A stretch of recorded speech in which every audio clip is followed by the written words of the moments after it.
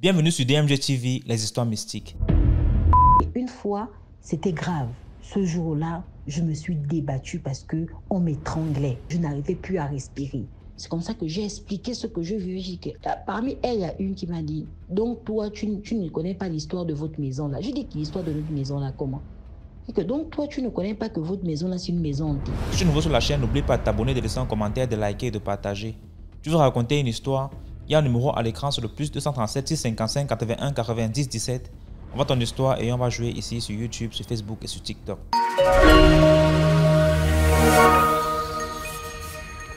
Alors, bonsoir DMJ, j'espère que tu vas bien.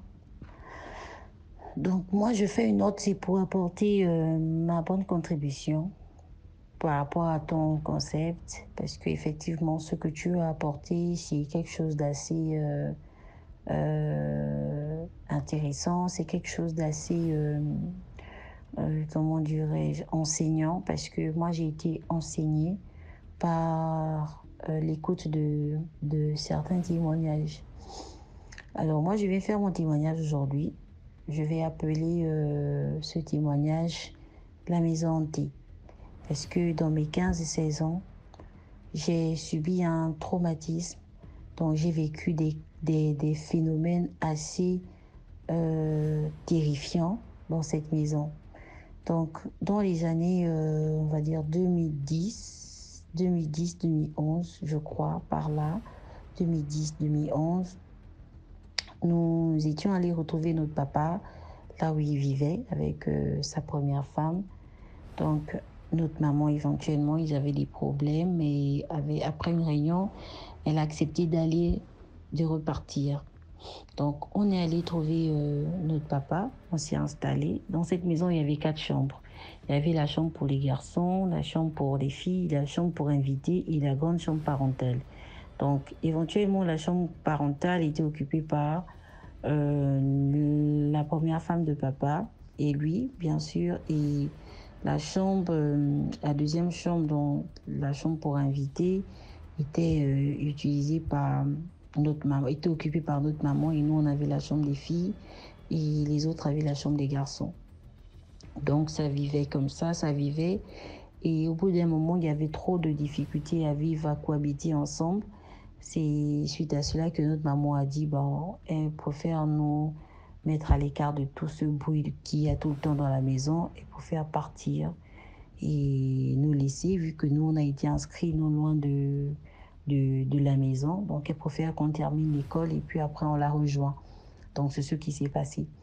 On a attendu et lorsque on restait dans la maison, bien avant que notre maman ne parte, la première chose qu'on avait déjà constatée, c'est que le chien qu'on avait emmené, donc mon chien que je gardais, il n'a même pas fait 2 mois, même pas 2 mois, il est mort.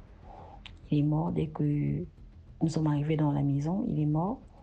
Et on avait également constaté que cette maison n'aimait pas la lumière. C'est-à-dire qu'à partir d'une certaine heure, à 19 heures, on rentrait dans l'obscurité.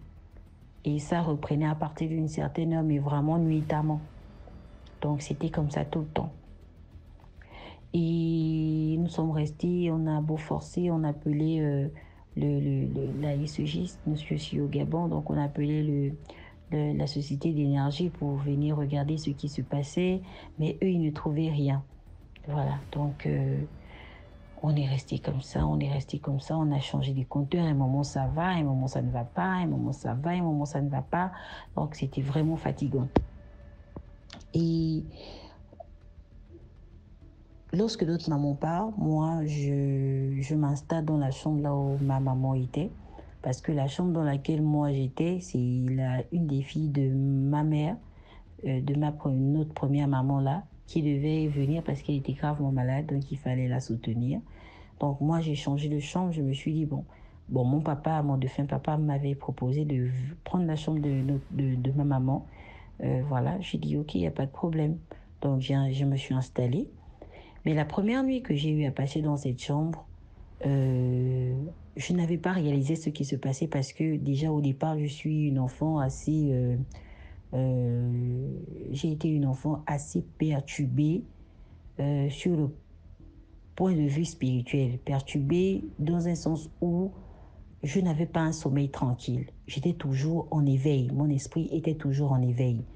Pendant que tout le monde dort dans la maison, moi, je voyais des choses. C'est-à-dire que quand il y avait un danger dans la maison, qu'il y avait quelque chose qui se passait, même aux alentours, mon esprit n'était pas tranquille. Donc moi, je ne réalisais pas ce qui se passait, mais ma mère, elle savait que c'est comme ça que j'étais.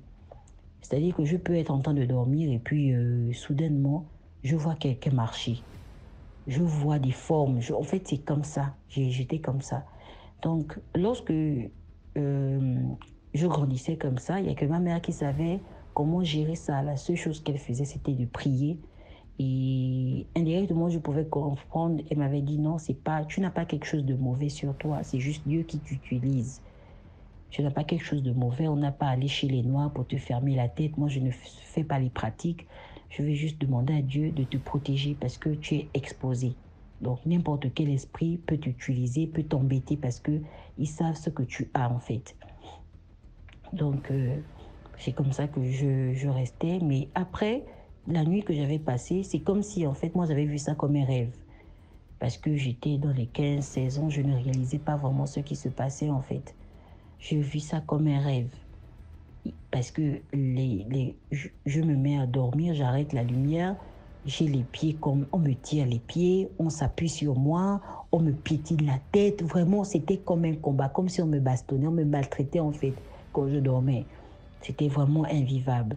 Donc j'ai passé beaucoup de temps comme ça, j'étais là, je maigrissais même. On me demandait dehors, mais c'est comment tu as maigri? Mais moi, je ne faisais pas le lien. Parce que pour moi, je me suis dit, ah, les choses comme ça, c'est peut-être mon imagination. Parce que je sais déjà que depuis petite, j'ai ces choses-là où je vois les choses. Mais je me suis dit, moi, je n'avais jamais pris ça en considération. Donc, ce que je vivais dans la chambre, je ne réalisais pas ce que c'était. Je ne réalisais pas. Donc, c'est comme ça qu'après, ce qui se passait, une fois, j'avais senti vraiment le danger. Les autres fois, c'était vraiment, ça, je peux faire peut-être 10 minutes. C'est là, ça me perturbe, quelqu'un s'assoit sur moi. Vraiment, je vivais des trucs compliqués que je ne réalisais pas. Donc, ça a mis du temps comme ça a mis du temps, ça a mis du temps, ça a mis du temps. Mais une fois, il y a un jour, c'était grave. C'était vraiment grave. C'était grave au point où, ce jour-là, je me suis débattue parce qu'on m'étranglait, on m'étouffait, je n'arrivais plus à respirer. Donc, au moment où on m'étranglait, on m'étouffait, j'étais comme dans un combat où vraiment on voulait m'achever. C'est comme ça que je criais, mais la voix ne sortait pas. Je criais, je bougeais les pieds, mais je n'arrivais pas. J'étais comme tétanisée, j'étais comme bloquée, j'étais comme dans une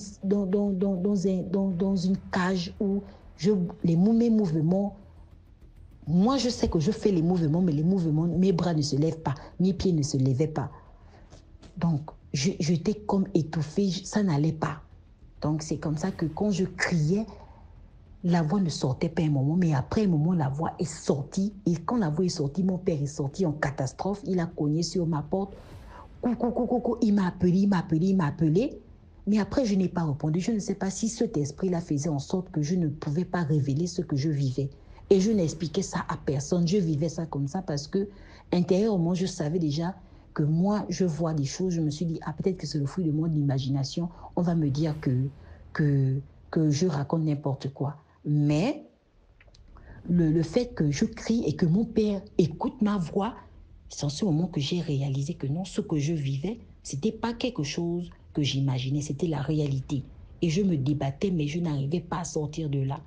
Et c'est en cet instant que mon père est venu cogner à ma porte, mais je n'ai pas déclaré ce que j'avais vécu. J'avais fermé la bouche. J'ai continué de fermer la bouche. Et quand j'ai fermé la bouche, il s'est sûrement dit que j'étais dans le sommeil et puis après il est parti. Donc moi je me suis endormie avec la fatigue. Mais le matin quand je me suis levée, j'en avais tellement marre de ce que je vivais, je ne dormais tellement pas bien, j'étais fatiguée que j'ai parlé. J'ai commencé à parler, j'ai crié dans la maison que toi, l'esprit qui me dérange, je ne te connais pas, je ne sais même pas qui tu es, je ne sais même pas d'où tu sors, laisse-moi tranquille, tu me fatigues, je ne dors pas. Vraiment, j'avais sorti tout, je l'avais insulté, je l'avais parlé, je l'avais menacé comme si j'avais affaire à quelqu'un qui était devant moi. Et quand je faisais ça, je priais. Je confessais le nom de Jésus. Je priais, je confessais le nom de Jésus.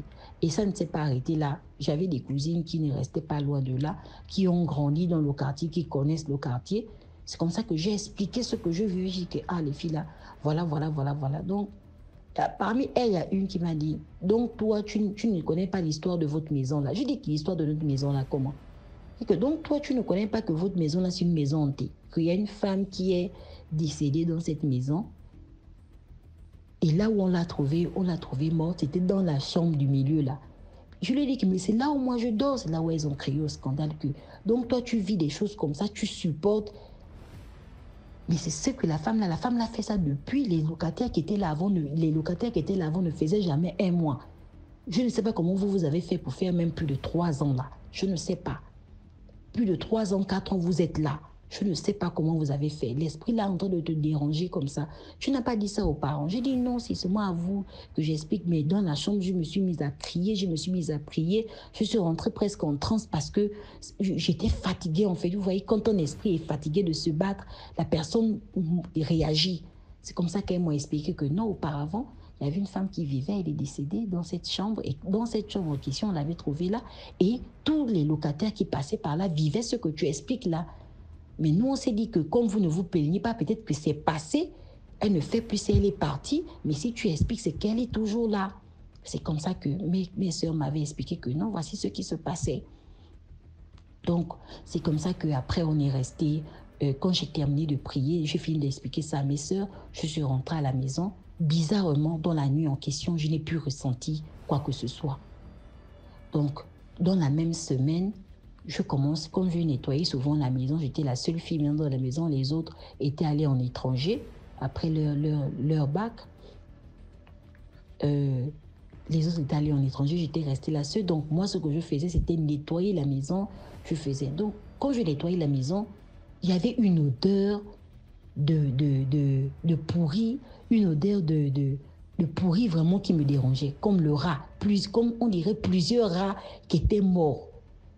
Donc, je ne comprenais pas. Je dis que, mais je cherche, je ne trouve pas les rats, je cherche, je ne trouve pas les rats. J'ai laissé passer, donc l'odeur était dans la maison.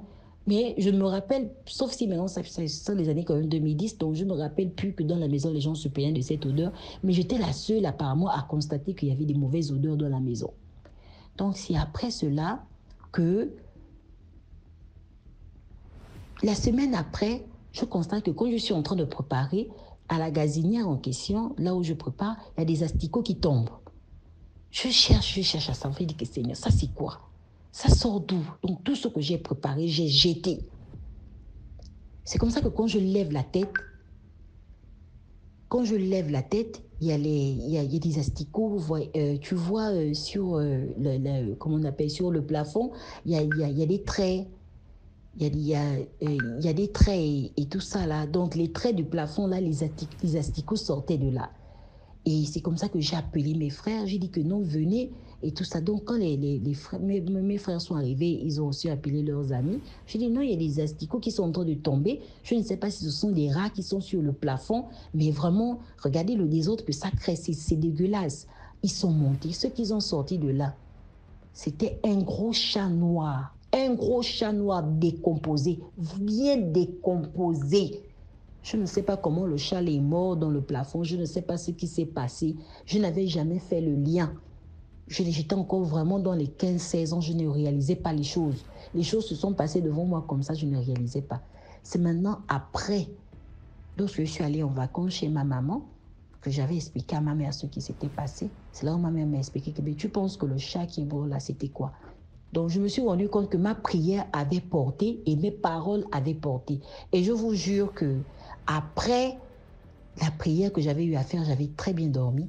Après qu'on avait jeté le chat, j'avais très bien dormi jusqu'à ce que j'aille en vacances chez ma mère. Je n'avais plus jamais reçu de persécution. Jusqu'à ce qu'on soit quitté de cette maison, on est allé maintenant dans notre maison que notre papa avait construite. On n'avait plus jamais reçu de persécution.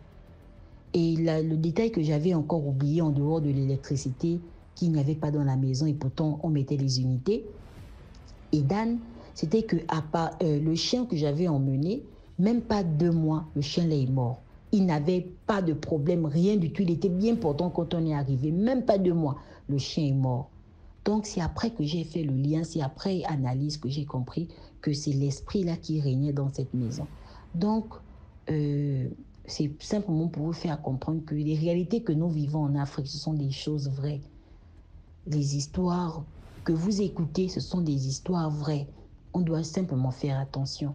Ce genre de pages, ce sont des pages qu'on doit vraiment chercher à développer, qui doit aller dans les 40 000 vues, 40 000 cas, parce que ce sont des pages qui nous enseignent vraiment.